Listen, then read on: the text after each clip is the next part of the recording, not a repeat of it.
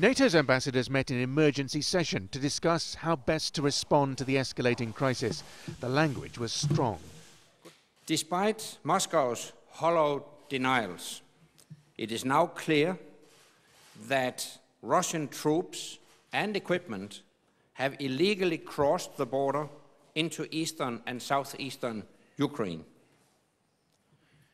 This is not an isolated action, but part of a dangerous pattern. On Thursday, NATO produced these satellite photos, which said it proved Russian artillery and armoured columns are now operating on Ukrainian soil.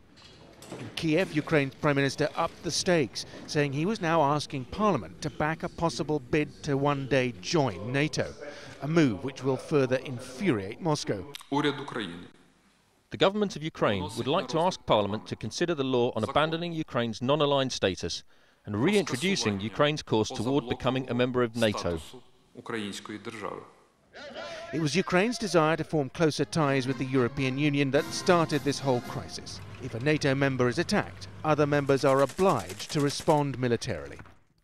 NATO Secretary-General said Ukrainian membership was not discussed, but significantly he hinted any decision Ukraine took would be respected. That each and every nation has an inherent right to decide itself on security policies and its alliance affiliations.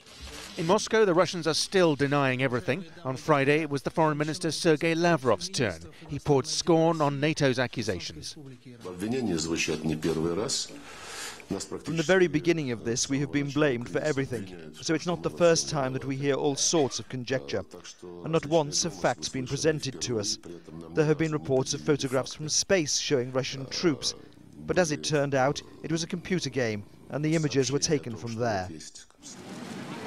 Europe's foreign ministers are meeting in Milan, where Ukraine will now dominate their discussions. Tightening and widening EU sanctions on Russia is a real possibility.